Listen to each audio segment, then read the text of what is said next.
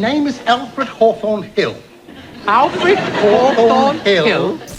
I called myself Benny because I admired Jack Benny so much. In all of television history, very few moments are as infamous as the one that ultimately led to the downfall of The Benny Hill Show. This particular scene, which aired in the late 1980s, wasn't just another of Hill's cheeky skits. It became the scene that took The Benny Hill Show off the air for good.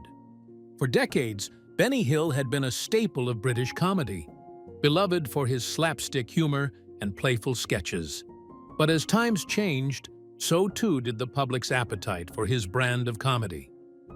The scene in question, involving a beauty pageant gone awry, was viewed by many as the final straw, symbolizing the show's failure to adapt to the evolving cultural landscape.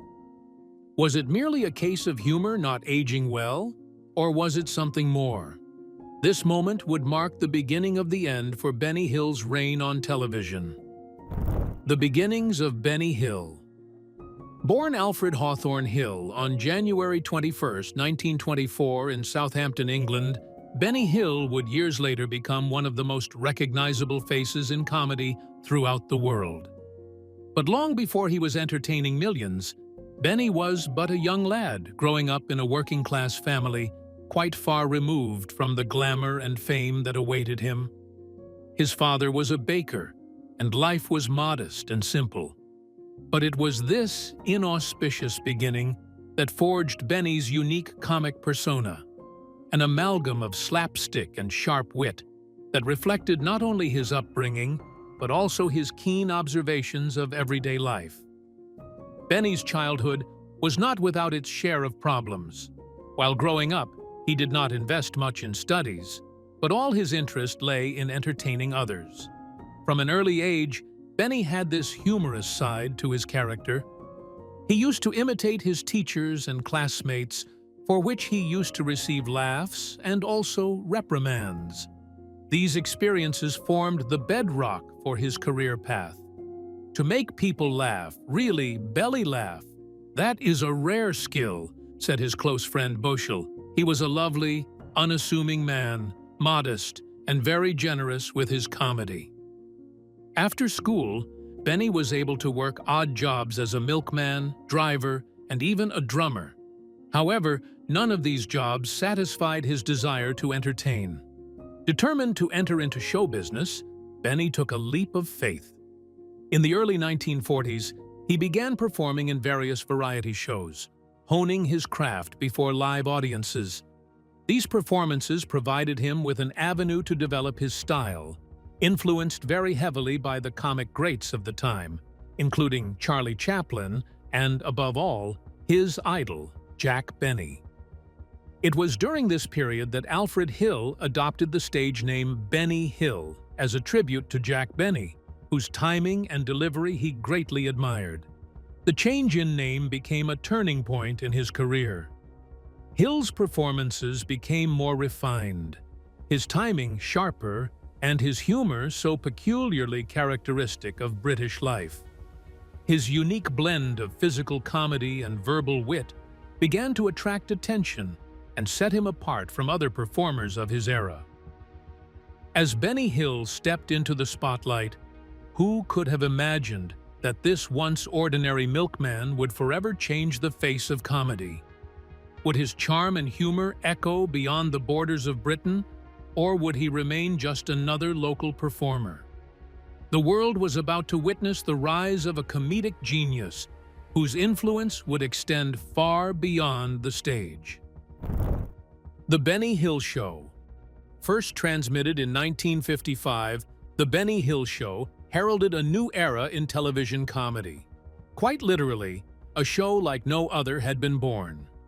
Hill's success in marrying live performances with pre-recorded sketches was to set an entirely new standard for variety shows, a standard that would go on to influence television for decades to come.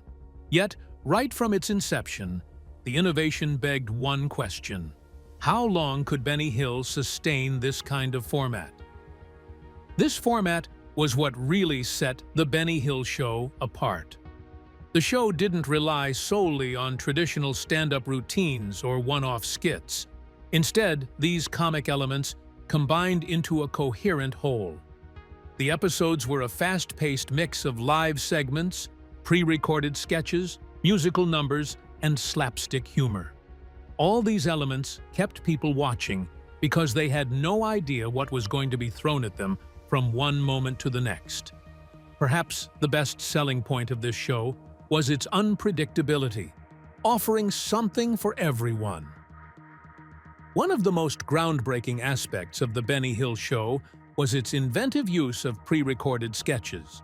This format allowed Benny Hill to craft more elaborate and imaginative scenes than would have been possible in a traditional live studio setup. Through pre-recorded segments, Hill was able to experiment with visual effects, rapid-fire editing, and slapstick sequences, enhancing the show's dynamic, fast-paced style. It also gave him the flexibility to play multiple characters in a single sketch, showcasing his remarkable versatility and comedic range. Although the show relied heavily on pre-recorded material, live segments added a sense of immediacy and spontaneity. Hill thrived in front of an audience, feeding off their reactions and occasionally improvising in response. Musical interludes frequently punctuated the show, often featuring Hill performing comedic songs laced with double entendres and satirical lyrics. These musical numbers became a hallmark of the series, combining catchy melodies with clever, risque humor that stuck with viewers long after the episode ended. At the heart of the Benny Hill Show was its namesake star, Benny Hill, whose comedic style was deeply influenced by traditional British music hall and silent-era comedy. His sketches were known for their exaggerated characters, absurd scenarios, and fast-paced visual gags. Perhaps the most iconic element was the sped-up chase sequences set to the tune of yakety sax. These zany chases, filled with slapstick antics, became a cultural phenomenon. The chases were pure genius, one television critic noted. They echoed silent film comedy, but with a modern twist that made them timeless. The show's success was also due in part to its talented supporting cast. Regular performers brought consistency and chemistry to the series. Among the most beloved was Jackie Wright, the diminutive, bald actor who often played the butt of Hill's jokes. His recurring bit, getting playfully slapped on the head by Hill, became a fan favorite and a signature gag. The camaraderie between Hill and his ensemble created a natural rhythm and charm that resonated with viewers. While the Benny Hill Show was known for its humor, it also pushed boundaries, often towing the line between cheeky and controversial. Much of its comedy was risque, featuring women in revealing outfits and sketches filled with innuendo. These elements reflected the more permissive attitudes of the 1960s and 1970s. Though many fans embraced the edgy humor, others criticized the show for objectifying women and relying too heavily on sexualized content. Despite the controversies, the show became a massive success both in the UK and internationally. By the 1970s, it was being broadcast in over 100 countries, and Benny Hill had become a global comedy icon. Its appeal lay in its reliance on physical comedy and visual gags, universally understood regardless of language, making it accessible to a broad international audience. However, by the 1980s, the cultural landscape had shifted. The very elements that had once made the show innovative began to draw criticism. Changing social values and growing awareness around gender representation led to increased scrutiny of its content. What had once been seen as harmless fun was now viewed by many as outdated or offensive. Hill himself recognized the shift, though he remained committed to his comedic roots, believing that making people laugh was his primary goal. As television continued to evolve, the Benny Hill Show began to feel old-fashioned compared to newer styles of comedy emerging on screen. Nonetheless, its legacy remained intact. The show left an indelible mark on television history with its groundbreaking format, bold comedic style, and unforgettable moments, setting the stage for future variety and sketch comedy programs. But one question remained: could Benny Hill's brand of comedy continue to resonate in a world that was constantly changing? The answer to that would become clear as the show faced the challenges of the 1980s, leading to a dramatic conclusion that no one could have predicted. The iconic cast and characters. Undeniably, the star of the show was Benny Hill, but his success was not in any small part a testament to the talented supporting cast that helped bring his comic vision to life. Such characters and performers brought so much to the creation of the comedy empire the show was. Each added flair and charm to the overall experience. Among them were Jackie Wright and the troupe of dancers known as Hill's Angels, both of which became iconic in their own right. One of the most loved of Benny Hill's support team was undoubtedly Jackie Wright, a small, bald-headed actor who would readily adopt all manner of roles. Small in stature, Wright had a larger-than-life screen presence, often playing the perfect foil to Hill's antics. His most famous role was that of the target in the recurring gag, where Benny Hill would slap the top of his head in a rapid-fire manner. This simple but effective little bit of physical comedy became one of the show's most enduring trademarks. Wright's partnership with Hill extended beyond the slapstick.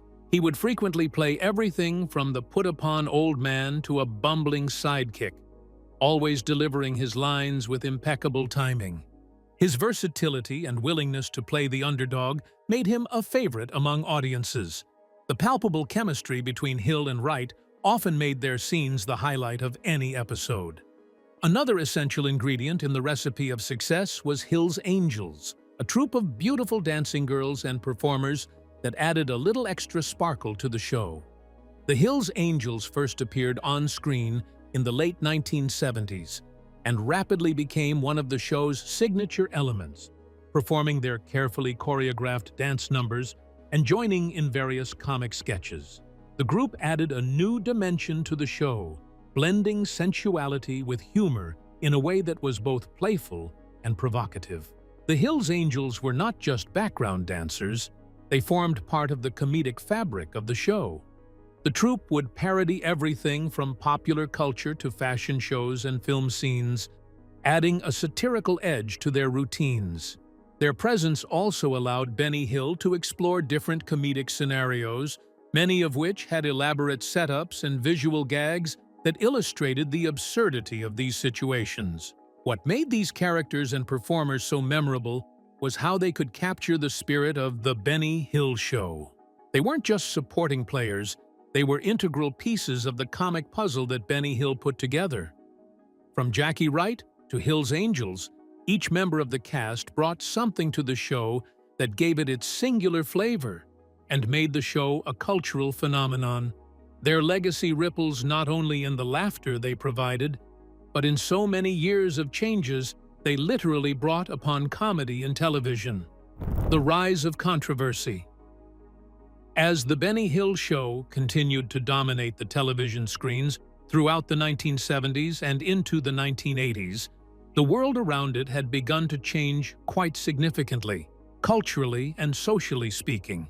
Hill's kind of humor, once considered harmless and jolly, began to be seen in a very different light. But it was the infamous beauty pageant sketch that proved the real flashpoint, symbolizing a growing divide between those who saw the show as harmless fun and those who saw it as a relic of a less enlightened era. The beauty pageant sketch was aired in the late 1980s and featured women in scanty clothing parading around, while Benny Hill, in his typical style, made suggestive jokes at their expense. By no means did this unusual format stray from the show's long reliance on slapstick and innuendo, augmented by physical comedy. But the cultural context had changed, and what once was merely risque humor was now being challenged as demeaning and misogynistic.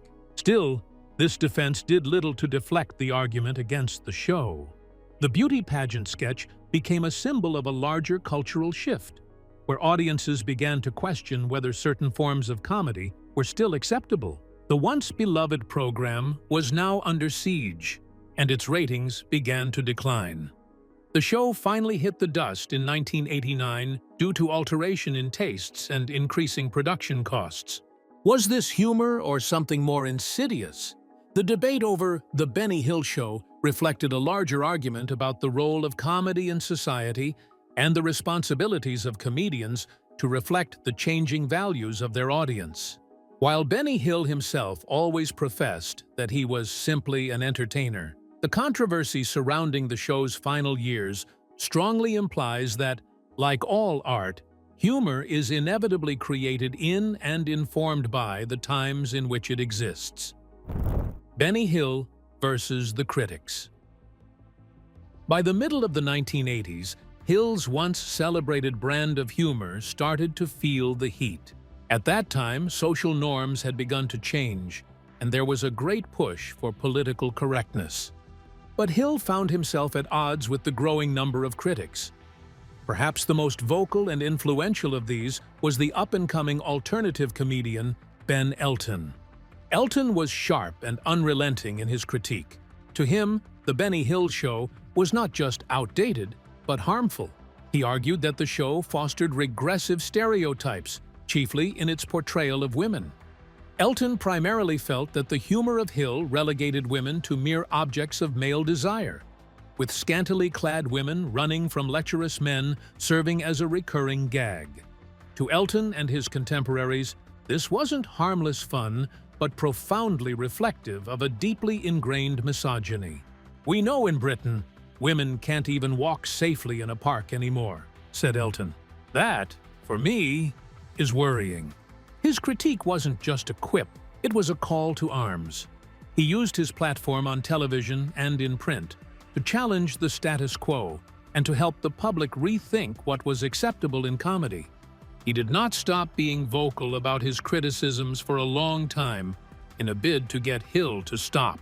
Yet it was the very opposite with those who supported Benny Hill. To them, his work was just pure entertainment, intended to make people laugh with no serious implications for society at large. Hill himself was known to defend his work by saying it was all good fun. He later parodied himself in Harry Enfield and Chums as Benny Elton, a politically correct spoilsport. In the skit, he is seen pursued by angry women, accompanied by the yakety sax theme after he tried to force them to be more feminist. The more the criticism intensified, it gradually became obvious that not everyone found the jokes to be innocent. Hill's friend and critic, Gary Bushell, defended him. "It's shocking that someone of Benny's talent was treated as a pariah. He was the first comic to exploit TV's full potential." He commented, "He was portrayed as a misogynistic monster, but if you actually watch the shows, it's the men who were the targets of his humor. They were inadequate, and the ones who walked into lampposts and got slapped. Women always ended up with the upper hand." The broader societal context cannot be ignored when considering the growing backlash against The Benny Hill Show. The late 1980s were a time of significant cultural shifts, and movements advocating for gender equality and more sensitive portrayals in media were gaining traction. It was within this climate that Hill's humor, once praised for being cheeky, suddenly represented an old-fashioned and problematic view of the world. The public response to Elton's critique was mixed. Some agreed that the show had outlived its relevance and needed to adapt to modern sensibilities. Others saw Elton as a humorless figure, overanalyzing what was simply meant to be light-hearted entertainment. A writer in the Independent newspaper shared that Elton's assault was like watching an elderly uncle being kicked to death by young thugs. GQ magazine stated, "Pompous and portentous as this is, blaming Hill for rape statistics is like pointing a finger at concert pianists for causing elephant poaching." Yet the tide was shifting. Thames Television, the network behind The Benny Hill Show, began to face public and industry pressure. One concern executives had with the show was its implication for their brand and how well it fit into the changing tastes of their audience. Even though the show still enjoyed some following, it started to become more apparent that its days in the limelight were ultimately numbered. The controversy surrounding The Benny Hill Show raised some profound questions about the role of comedy in society. Should comedy simply reflect the times? Or should it have a responsibility to challenge and push against societal norms? Was Benny Hill merely a product of his era?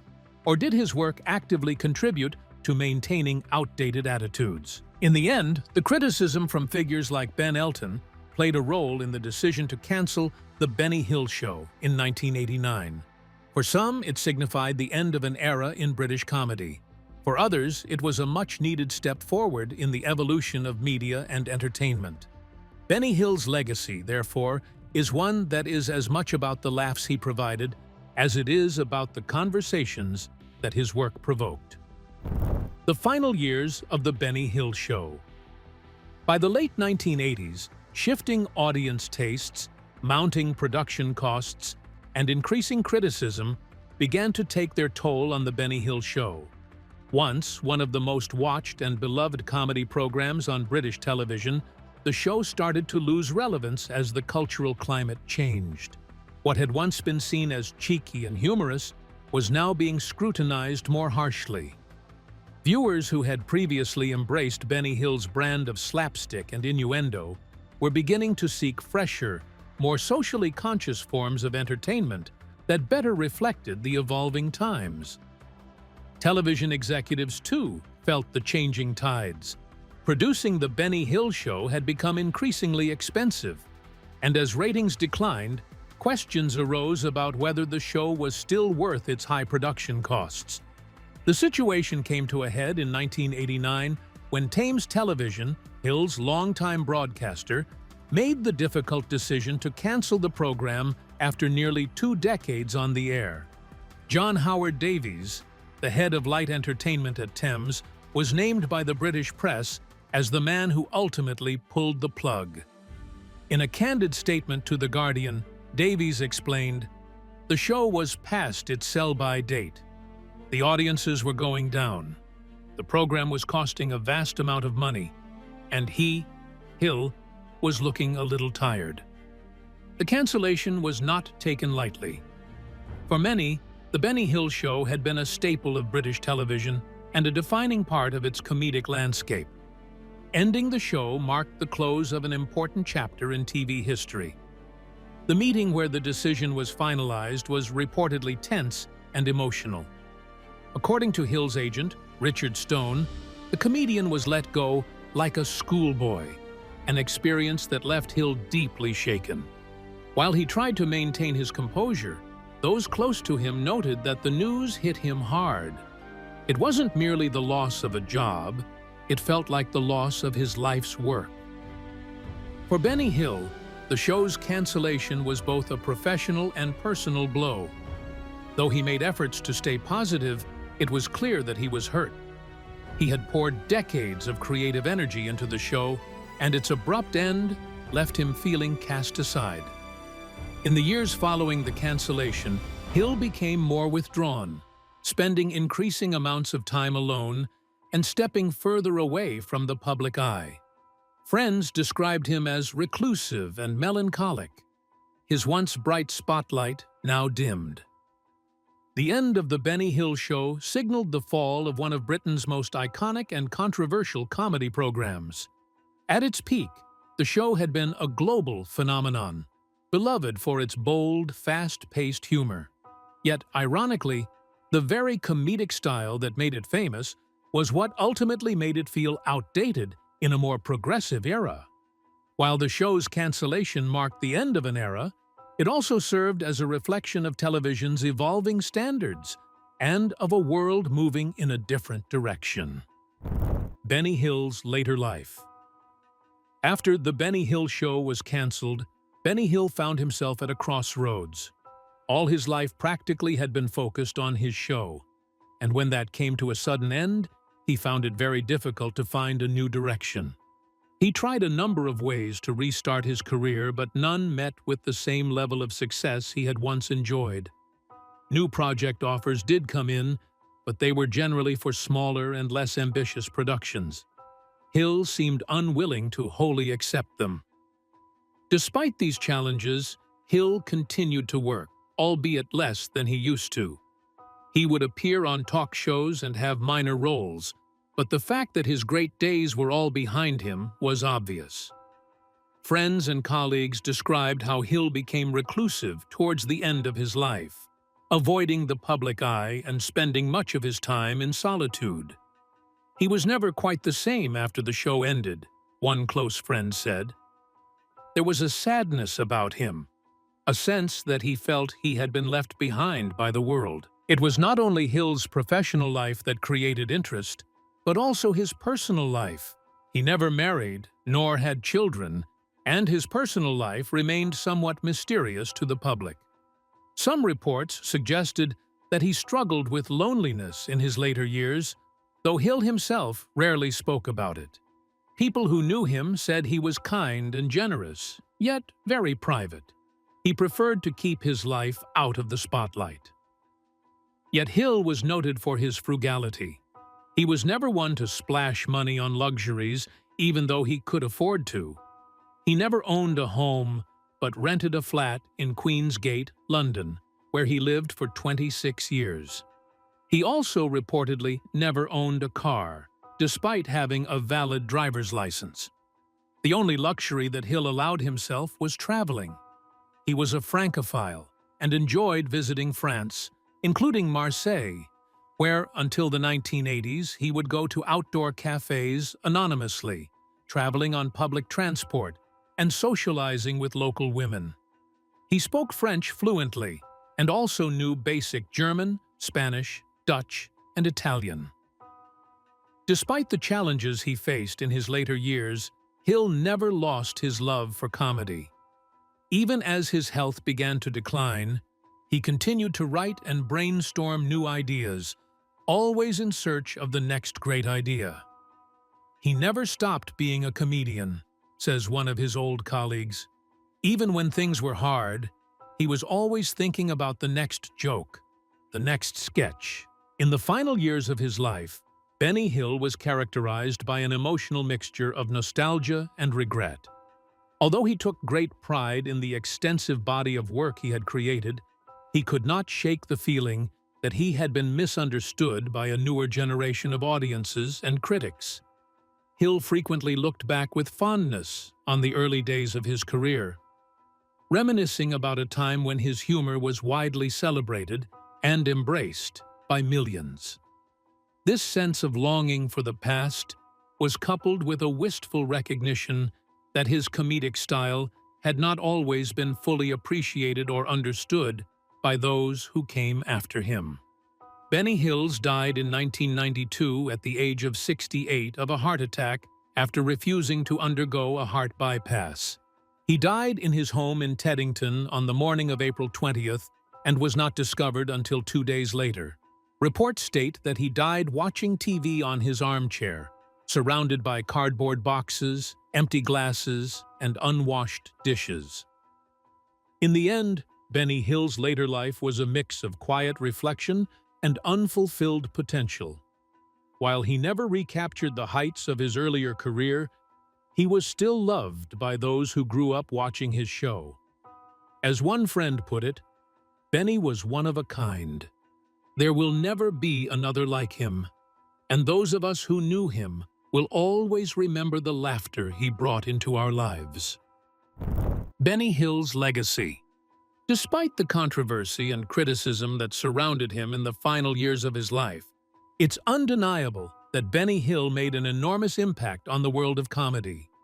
The Benny Hill Show transcended being merely a television program. It became a cultural phenomenon that left a lasting mark on both British and global comedy landscapes. Hill's distinctive comedic style, which seamlessly blended slapstick, visual gags, and playful innuendo, was groundbreaking and served as a source of inspiration for numerous comedians and television shows that followed in his wake. His influence is evident in how comedy evolved, reflecting the innovative and often irreverent spirit he brought to the stage and screen.